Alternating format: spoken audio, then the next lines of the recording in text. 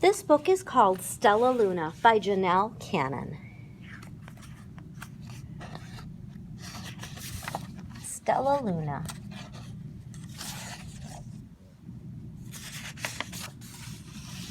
In a warm and sultry forest far, far away, there once lived a mother fruit bat and her new baby. Oh, how Mother Bat loved her soft, tiny baby. "I'll name you Stellaluna," she crooned. Each night, Mother Bat would carry Stellaluna clutched to her breast as she flew out to search for food. One night, as Mother Bat followed the heavy scent of ripe fruit, an owl spied her. On silent wings, the powerful bird swooped down upon the bats. Dodging and shrieking, Mother Bat tried to escape, but the owl struck again and again, knocking Stellaluna into the air. Her baby wings were limp and useless as wet paper. Down, down she went, faster and faster, into the forest below. The dark leafy tangle of branches caught Stellaluna as she fell. One twig was small enough for Stellaluna's tiny feet. Wrapping her wings about her, she clutched the thin branch, trembling with cold and fear. "Mother," Stellaluna squeaked, "where are you?" By daybreak, the baby bat could hold on no longer. Down, down again she dropped. Flump! Stellaluna landed head first in a soft, downy nest, startling the 3 baby birds who lived there.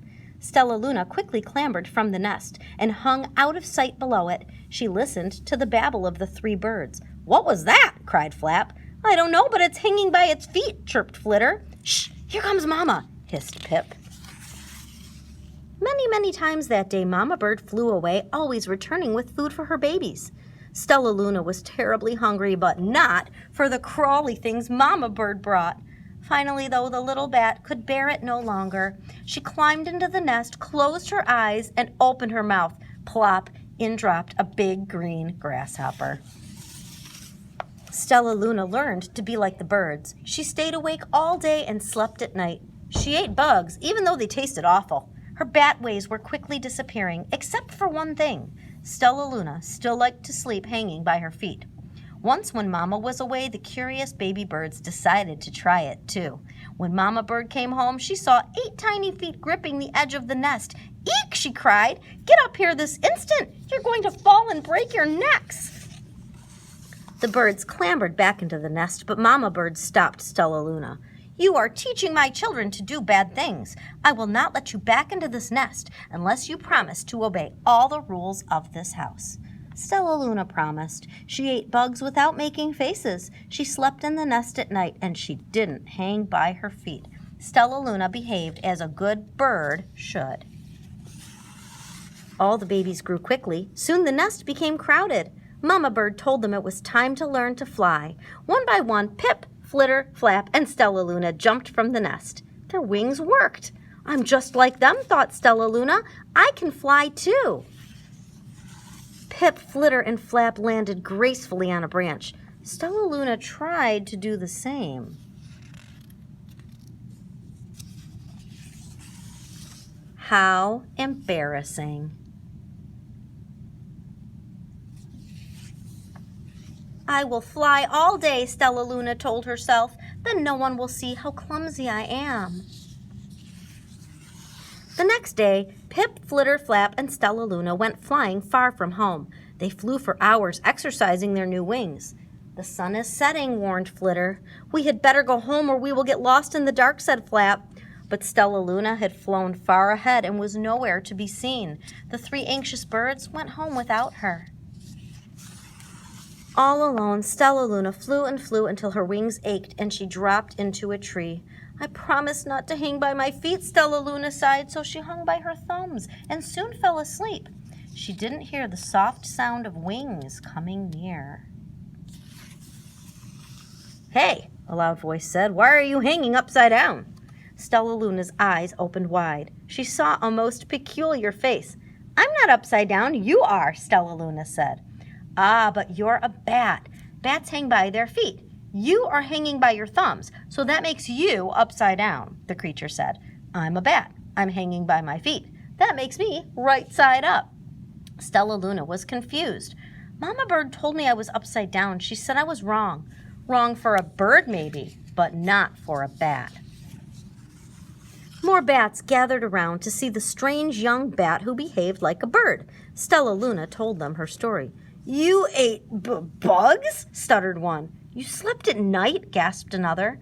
"How very strange," they all murmured. Wait, let me look at this child." A bat pushed through the crowd. "An owl attacked you?" she asked. Sniffing Stellaluna's fur, she whispered, "You are Stellaluna! You are my baby!" "You escaped the owl?" cried Stellaluna. "You survived?" "Yes," said Mother Bat as she wrapped her wings around Stellaluna. "Come with me and I'll show you where to find the most delicious fruit. You'll never have to eat another bug as long as you live." "But it's nighttime," Stellaluna squeaked. "We can't fly in the dark or we will crash into trees." "We're bats," said Mother Bat. "We can see in darkness. Come with us."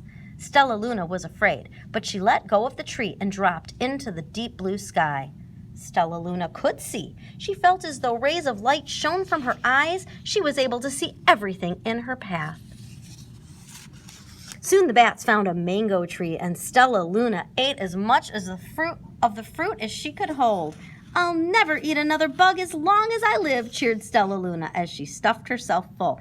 "I must tell Pip, Flitter, and Flap."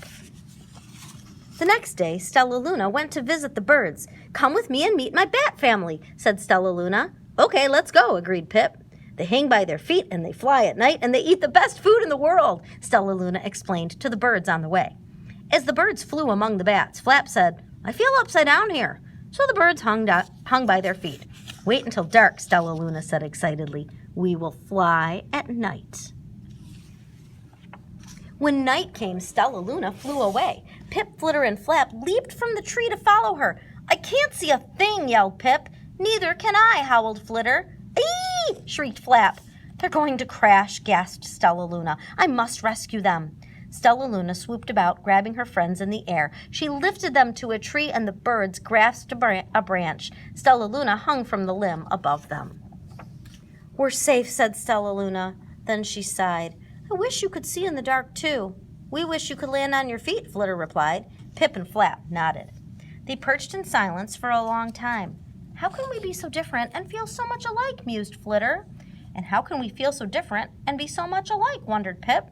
"I think this is quite a mystery," Flap chirped. "I agree," said Stellaluna, "but we're friends, and that's a fact." And that is the end of the story.